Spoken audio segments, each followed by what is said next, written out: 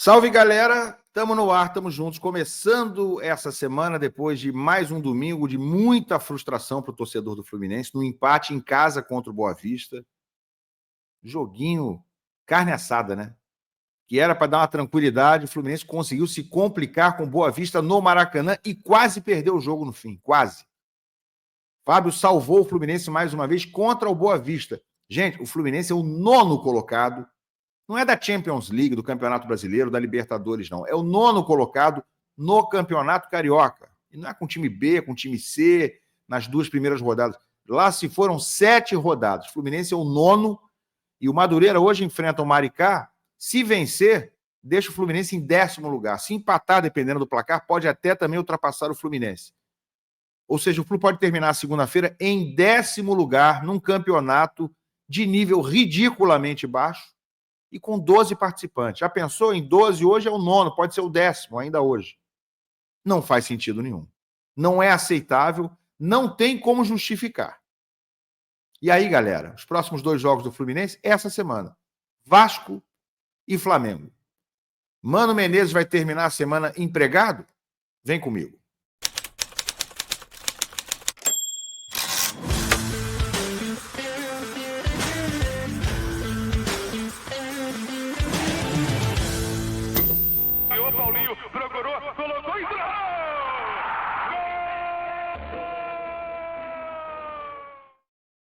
Tapete Grená para você aqui no canal Ilan FC. Muito obrigado a você que me prestigia sempre. Se você gosta do meu trabalho, se inscreve, é importantíssimo para mim. Clica aí embaixo, é de graça, assim como o like, e as duas coisas, né, me ajudam demais aqui no meu trabalho.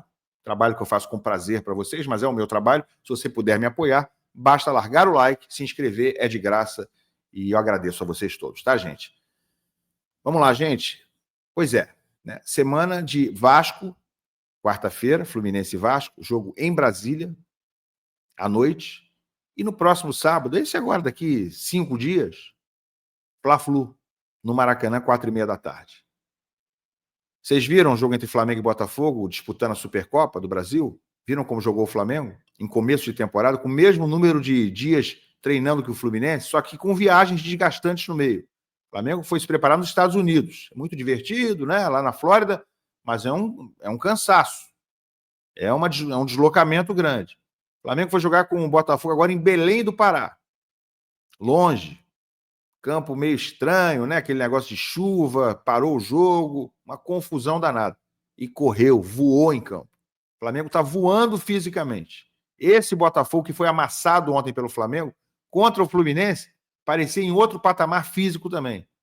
Muito embora o Botafogo tenha começado a treinar uma semana depois do Fluminense. Então, gente, não precisa nem explicar demais. Tem algo errado com o Fluminense. Fisicamente, tecnicamente, taticamente, a coisa não está andando. O Fluminense hoje é o 9º, pode ser 10º colocado no Campeonato Carioca. Está com problemas em várias posições. Lateral esquerda, a lateral direita está mais ou menos. A volância, por enquanto, para mim, o Bernal não se acertou. O Hércules está jogando bem menos do que se esperava.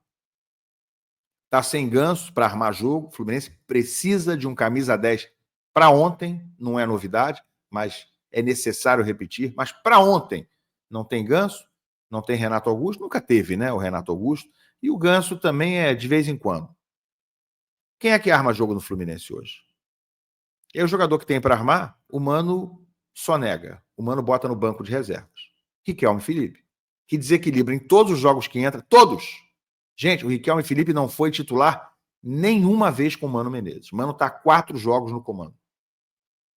Dos 7, ele dirigiu 4. Quantas vezes o Riquelme foi titular? Nenhuma. Ele está preservando o jogador, como falou. E o Isaac ele não preserva? É porque é menino, é porque não é menino? O Endrick jogou direto lá no Palmeiras, o Estevão. Craque você tem que pensar de outra forma. Não tem nada de ficar preservando. Tem que preservar o coração e a saúde do torcedor. O Riquelme Felipe hoje não ser titular do Fluminense depois de 4 jogos é um absurdo tão grande. É um troço tão indefensável que o Mano ficou sem resposta ontem. Ah, eu não botei ele começou no banco porque ele joga na mesma posição do Arias. Quer dizer que se o Mano for o treinador do Fluminense, o Riquelme será para sempre reserva no Fluminense, porque se essa é a justificativa, o Arias acabou de estender o contrato, o Arias não vai ser barrado e o Arias não vai sair tão cedo do Fluminense. Para craque não tem lugar no time? Para jogador diferenciado? Mano, tira o René. Tira quem você quiser, mano. Mas vai manter o menino no banco de reservas? Aí ele entra e o que acontece? Jogou junto com o Arias, né? Derrubando a tese do Mano. No intervalo ele mexeu, mas ele não tirou o Arias e botou o Riquelme. Botou o Riquelme para jogar junto com o Arias. Os dois se revezavam, ou pela ponta ou pelo meio. Um por dentro, outro por fora. Deu certo? Deu muito certo. A incompetência para finalização continuou, mas o time melhorou. Riquelme muda o patamar do time do Fluminense. E o René muda para baixo também. O Paulo Baia, que nem entra mais, quem contratou? Quem contratou o René? Fui eu? Não, foi o Mário. Com aval de, ou pedido de, Mano Menezes. Não dá para tirar a responsabilidade, ou uma parte grande da responsabilidade do Mano. Que salvou o Fluminense ano passado, sim. Para mim foi o grande responsável na salvação do Fluminense, de um buraco quase inalcançável. Teve mérito, ok, mas estamos em 2025. Essa página já virou. O Mano dessa vez teve tempo para pensar o elenco, para planejar, para indicar contratações, para aprovar ou não reforços, e foi ele que aprovou, e pelo que se sabe até pediu a contratação do René, lateral que não serve para nada, que a gente já viu no segundo jogo que não vai ter condição de entrar em campo, porque a torcida já pegou no pé dele, com razão, mas o Mário enfiou goela abaixo do torcedor, quando todo mundo avisou que não era para contratar, como ele já fez com outros anteriormente, só para citar um, mais clássico, como ele fez com Cris Silva, o capitão Moldávia, gastou 10 milhões do clube e deu em nada, deu água. Então, Mário contratou René, contratou Paulo Baia, que não entra nem para ser a 8ª opção mais do time. Quem paga essa conta? Você. Qual é a justificativa para ter esse jogador que não vai ser mais usado? Nenhum dos dois mais será usado. O René, se entrar, vai ser vaiado na entrada já. Mas voltemos ao Mano Menezes. Mano achou no início da temporada que não precisava de um camisa 9? Estava bom com Cauã Elias e com Germancano e Lelê? São esses os camisas 9 do Fluminense para a temporada?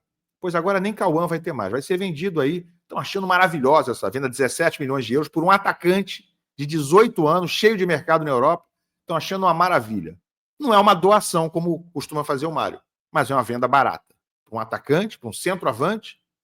Pega aí os DVDs, faz um DVD com os gols maravilhosos que já fez o Cauã na base e mesmo no profissional. Um clube competente, com uma gestão austera de fato, venderia por 40 milhões de euros o Cauã Elias. Se fosse no Palmeiras, que vende zagueiro por 35 milhões de euros, venderia por 40 ou 50 milhões de euros o Cauã. No Fluminense sai por 17 e tem gente soltando fogos achando maravilhoso. Mas enfim, Mano achou que dava para ir para a temporada com o Germancano, com 37 anos, que não é sombra do que já foi. Não dá para contar com o Cano, gente. Quem acha que o Cano vai ser de novo o que já foi, esquece, está iludido. Cano hoje é uma peça quase decorativa, quase de gratidão dentro do Fluminense. É por isso que ele está lá. Só que o Mário ainda estendeu o contrato dele em 2026. É uma piada. É uma piada. Então o Mano achou que dava para ir com o Cano, com o Cauã Elias, com o Lelê, e ainda pediu o Paulo Baia. E eu digo para você o seguinte, agora sem o Cauã, o Fluminense tem esses 4 e não tem nenhum. Precisa contratar. São 9, precisam 10. Para quando? Para ontem. Já está atrasado. O Fluminense hoje é um time que não faz gol, inimigo do gol, que fez 3 gols com bola rolando em 7 jogos. Os outros 3 de pênalti. O Fluminense marcou gols com bola rolando em 2 jogos dos 7. 2. Um ontem, 2 contra a Portuguesa. É aceitável para um time de futebol? Um time que não consegue fazer gol, inimigo do gol, com problema crônico de falta de conexão com o objetivo número 1 básico do futebol, que é fazer gol, não é aceitável. Tem alguma coisa muito errada.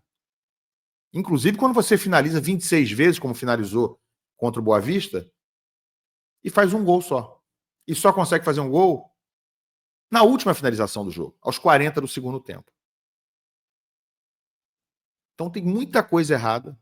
Os jogadores falham, os jogadores também entregam menos do que deveriam, os jogadores estão ansiosos, os jogadores finalizam mal, erram o gol. É verdade, mas o treinador é o Mano Menezes.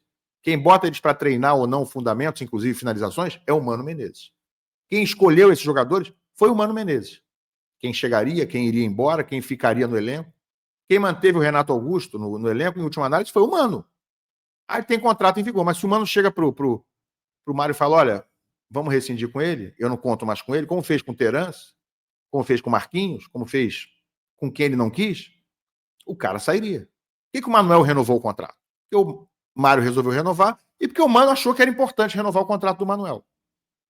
Mais um erro grotesco, né? Grosseiro.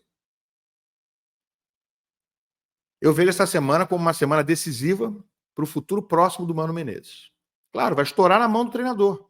O culpado não é só o Mano. São os jogadores, sim, e é o presidente, em primeira análise. É quem tem a caneta.